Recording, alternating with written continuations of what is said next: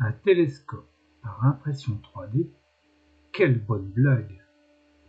Bonjour à tous. Aujourd'hui, je vais vous parler de la conception 3D, de l'impression 3D, mais dans l'optique de réaliser des pièces pour l'astronomie et plus particulièrement la réalisation d'un télescope. Vous allez me dire, un télescope en impression 3D, c'est pas terrible. Alors, je dirais pas que ça vaut une super lunette Ascar, mais c'est pas trop mal. Alors, je vais vous faire la démonstration de la conception jusqu'à la réalisation des pièces et également de l'ensemble du télescope. Alors, c'est un petit télescope, donc vous voyez, c'est un télescope de focale 400 et de diamètre 100 mm.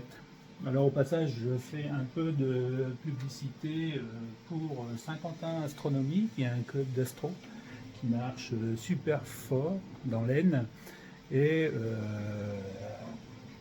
dont je suis affilié et que j'ai le plaisir de rencontrer ses membres régulièrement, et nous partageons des soirées d'observation et nous échangeons beaucoup sur toutes nos petites combines pour améliorer notre matériel et améliorer l'astronomie en général. Donc voilà le tube du télescope. Donc comme je vous disais, il a une focale de 400 et un petit diamètre. Donc c'est un petit diamètre, c'est pas quelque chose de très imposant. C'est un petit diamètre de 100 mm, 400, donc FD4, bien ouvert. Alors la particularité, c'est que ce télescope, il a un porte-oculaire de 2. Je vais fermer le frein là parce que sinon ça ne va pas aller. Donc il a un porte-oculaire de 2 pouces. Alors pourquoi 2 pouces? Parce que en correcteur de coma pour un Newton, on trouve rarement des correcteurs de coma inférieurs à 2 pouces. Donc même dans cette dimension-là, qui est plutôt réduite, puisque c'est un diamètre 100, on est obligé de mettre un correcteur de 2 pouces. Donc PO, donc porte oculaire de 2 pouces également. Donc là il est motorisé avec un moteur. Bon, sur la monture, j'ai un système on-step. Donc il suffit de connecter le bon câble au bon endroit sur le moteur et puis c'est fait, l'affaire est jouée. Donc voilà le télescope terminé. Bon, il y a toujours des petites améliorations, puisqu'on peut toujours refaire des pièces 3D facilement, mais le voilà terminé et en fonctionnement. Ensuite, je vous parlerai de la conception et de la réalisation des pièces mécaniques. Surtout la partie conception, la réalisation, bon, c'est assez simple, c'est une impression 3D. Enfin, simple, quand on connaît l'impression 3D, ça va tout de suite mieux. Ceux qui ne connaissent pas disent que c'est un peu compliqué, mais c'est au début, quoi. Et après, ça se passe très bien. Donc on va démarrer par l'épure en général. Ensuite, la conception des pièces par le plan. Donc on imagine, on fait au final un plan qui nous permet de détailler les pièces. Et également les pièces en 3D, donc avec des vues 3D de ce télescope. Donc, au final, je vous montrerai tous les détails que j'ai pu intégrer à ce télescope. Donc au départ de la conception, enfin moi en règle générale, quand je fais une conception, je fais toujours une épure. Et là précisément, l'épure, elle consiste à mettre en place les différents chemins optiques afin de vérifier et de positionner et d'avoir une idée de la faisabilité du système. Donc on retrouve à droite ici le primaire, le miroir primaire, donc qui fait un diamètre de 100 et une focale théorique de 400 mm, c'est ce que j'avais commandé, mais on s'aperçoit que globalement, quand je fais les calculs, j'ai 382 mm de focale. Alors ce n'est pas trop gênant puisqu'il faut adapter, hein. Donc j'ai utilisé un correcteur de Coma MPCC qui permet d'agrandir un peu ma focale et de revenir dans les 400. Je suis à 402 sortie du correcteur de Coma.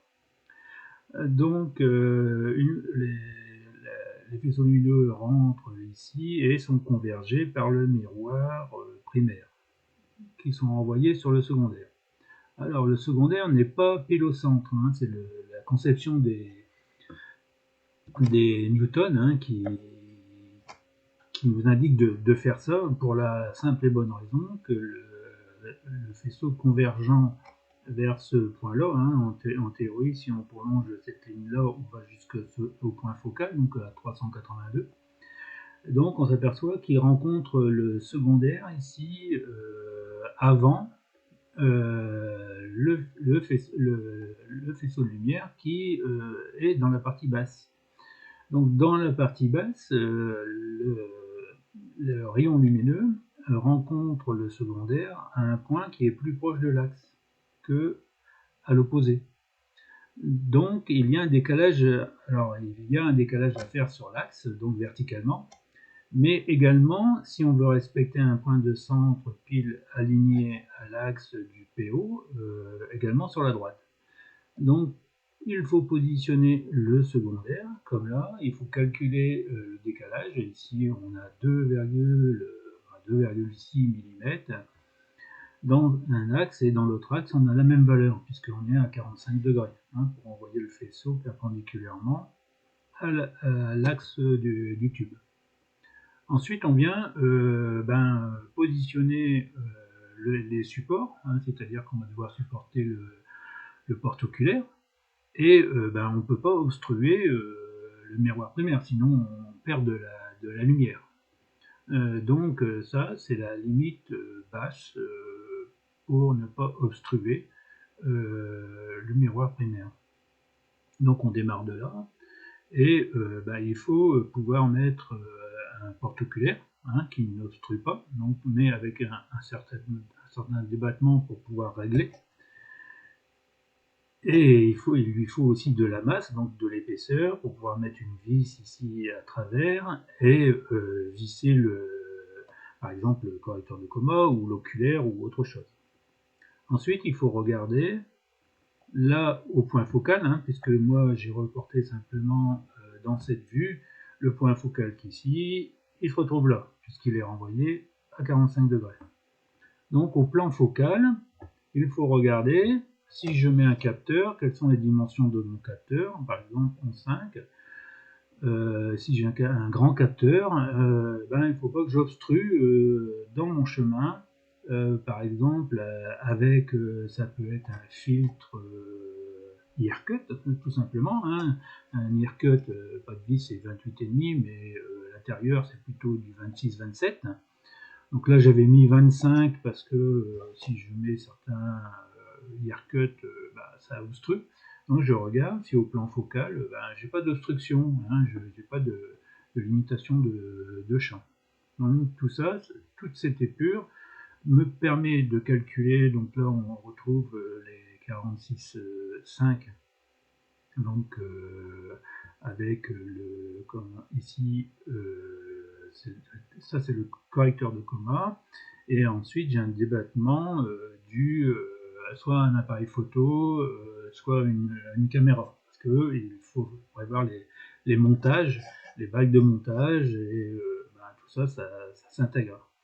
Donc cette épure, elle permet d'obtenir tout ça, et de vérifier, avant de commencer la conception, si tout est ok, si on n'a rien oublié, et c'est quelque chose de basique, de simple.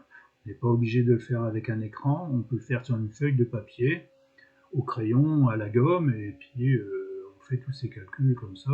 Ça n'a pas besoin d'une précision énorme, hein, du dixième ou du centième, mais au millimètre près, on peut être bon, à condition de prévoir des ajustements. Mais comme il y a déjà le porte-oculaire qui est réglable, et moi on verra plus tard, mais dans ma conception j'ai prévu de pouvoir ajuster la position du secondaire via un montage sur le tube.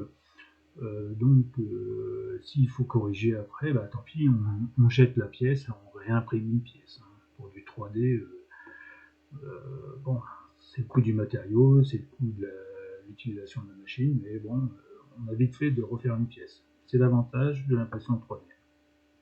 Donc voilà pour cette partie épure. J'en ai terminé, je pense que je n'ai rien oublié.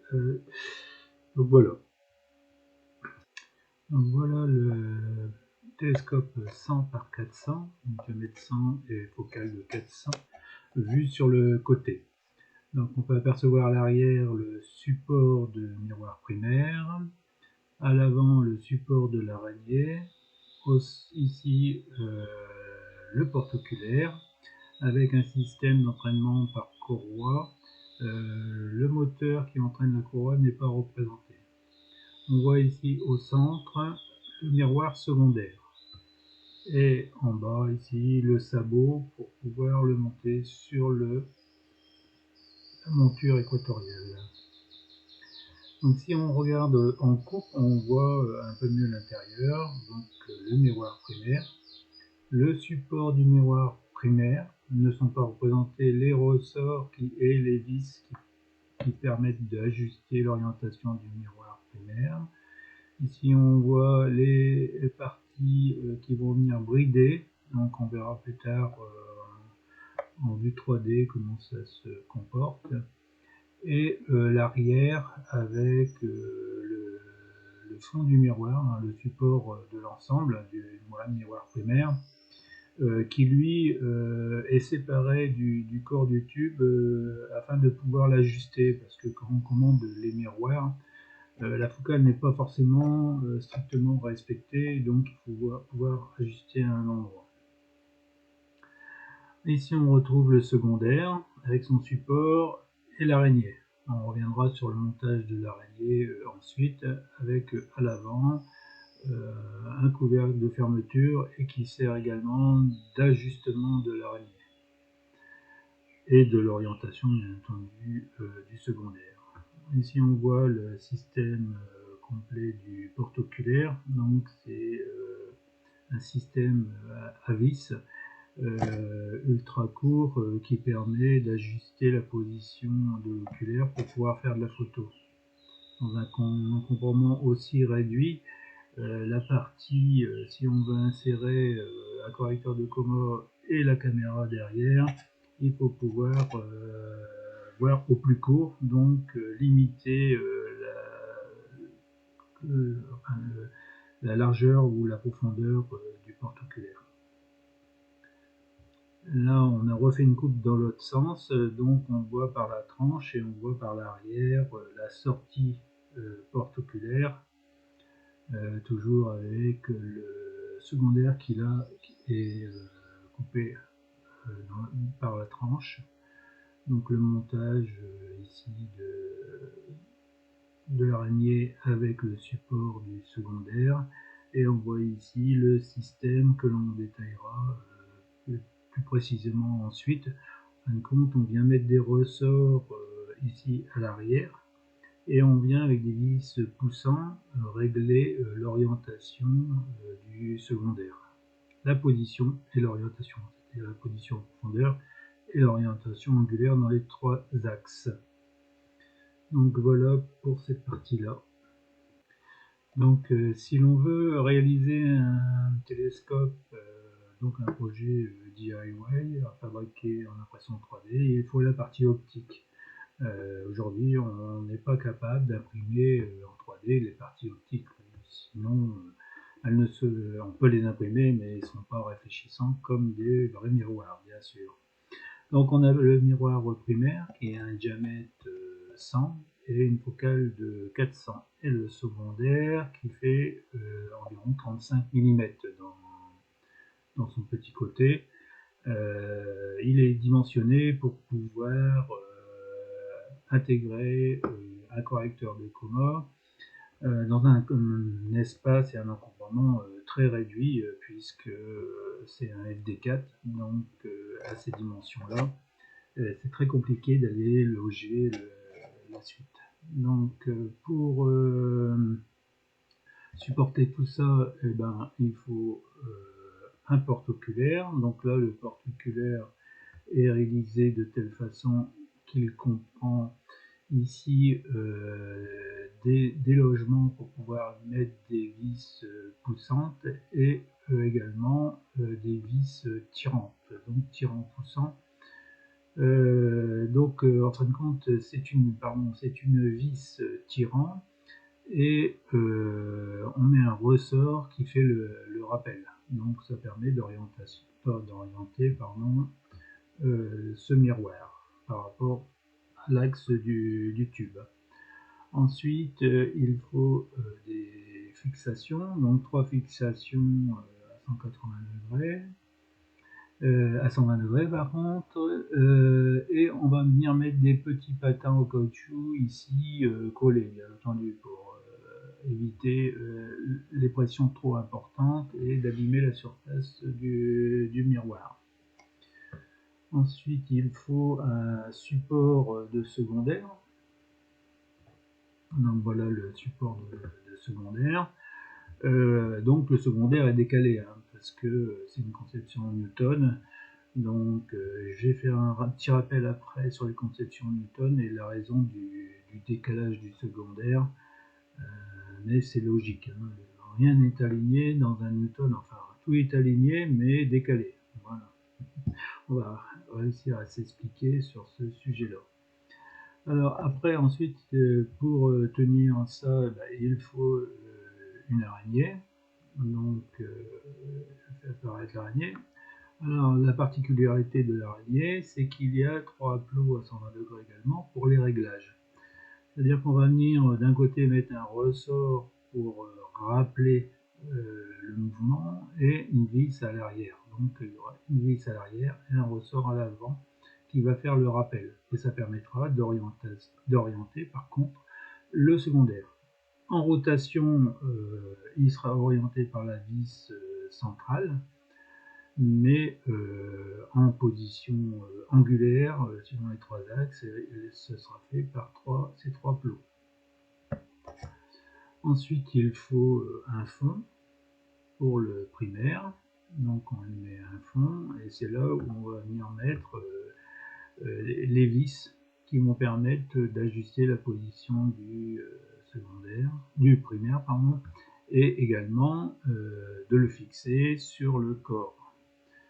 Donc il faut un corps, un tube en fin de compte, pour monter le tout. Donc je fais apparaître le tube. Donc le tube intègre également pouvoir supporter soit une seconde lunette, soit un viseur ou autre. Et également, on peut lui adjoindre également un couvercle de fond pour protéger les vis à l'arrière, afin qu'on ne les percute pas quand on manipule et que ça se dérègle moins. Alors, à l'avant, il faut également un tube.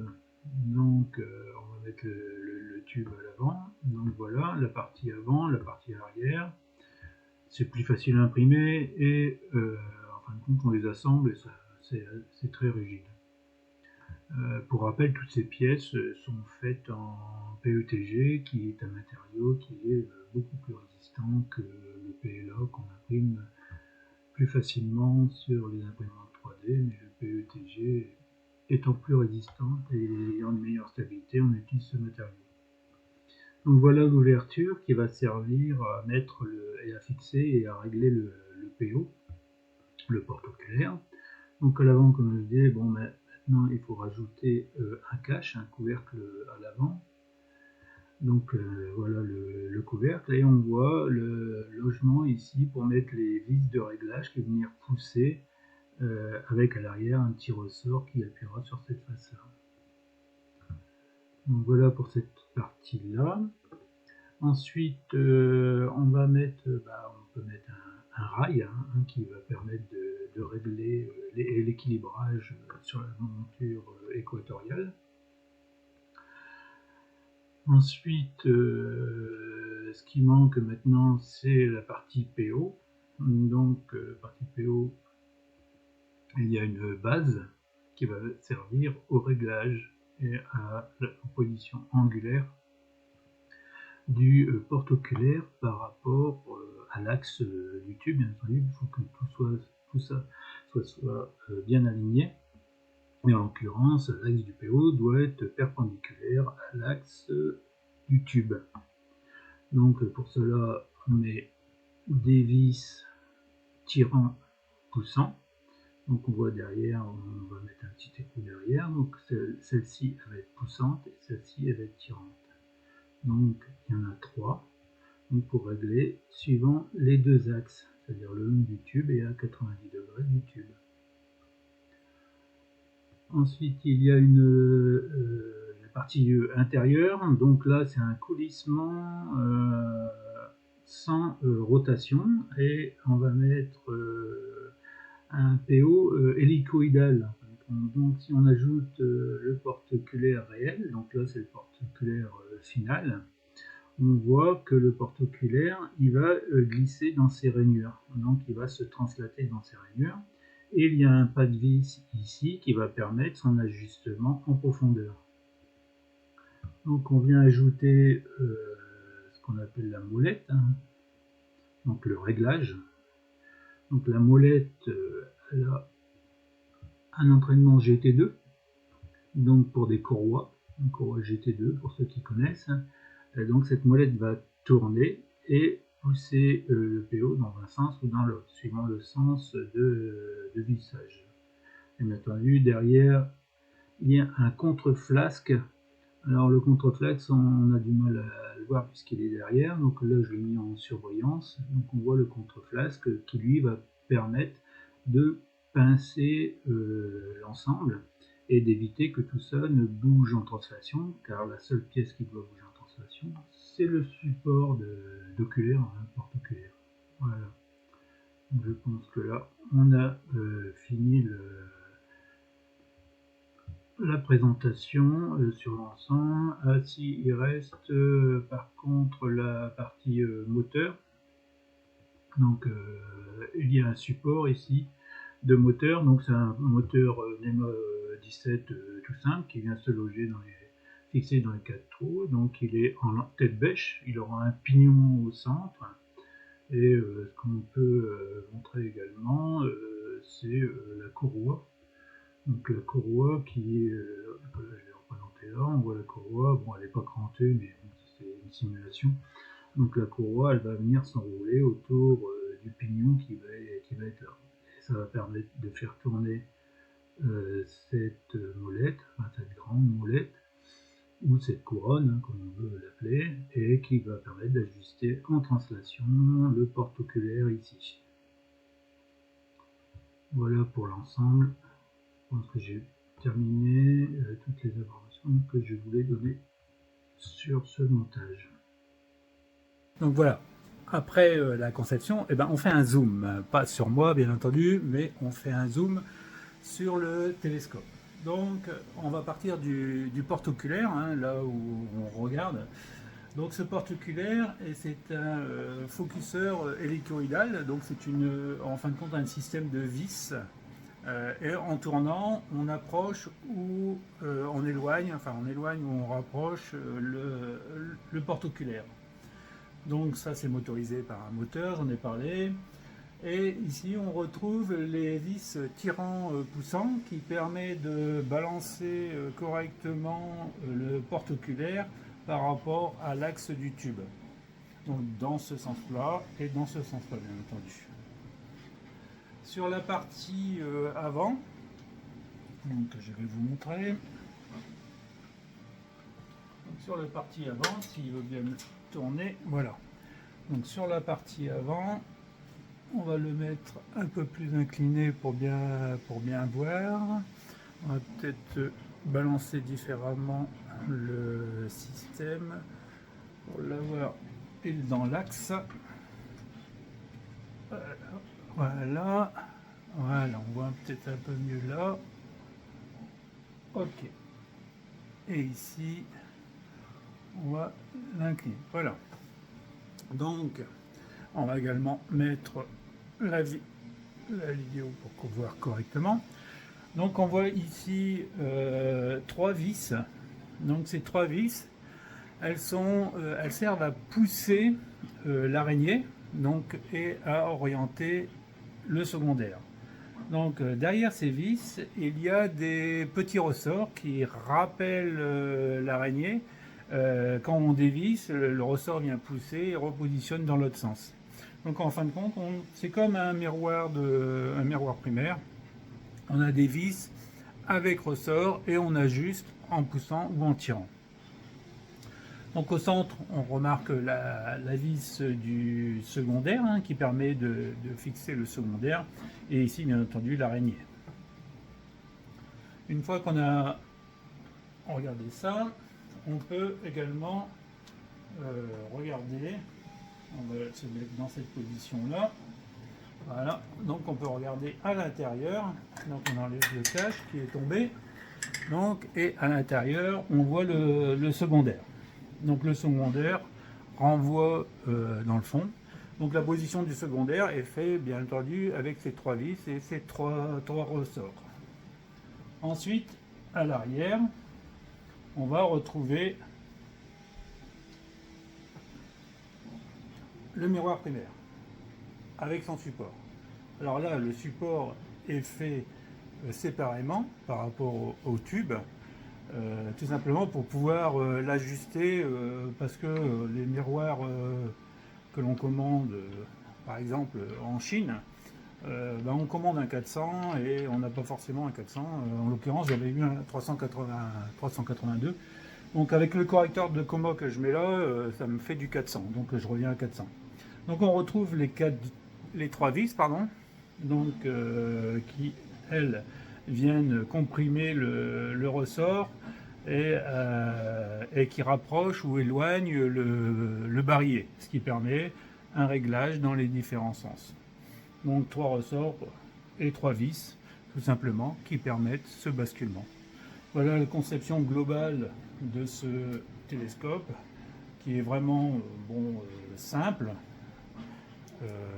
assez facile à réaliser en impression 3D, et qui donne de bons résultats sur le ciel profond. Et j'ai même fait du solaire avec, et c'est plutôt pas mal. Donc voilà pour cette présentation d'un télescope 3D, imprimé en 3D, of course, à partir bien entendu d'optiques achetées, parce qu'on n'imprime pas encore les optiques sur impression sur des imprimantes 3D. Malheureusement, ça viendra peut-être. Bonne journée à vous, au revoir. Et pour finir, je vous propose une galerie d'images réalisée avec ce télescope. Bon visionnage, et à bientôt.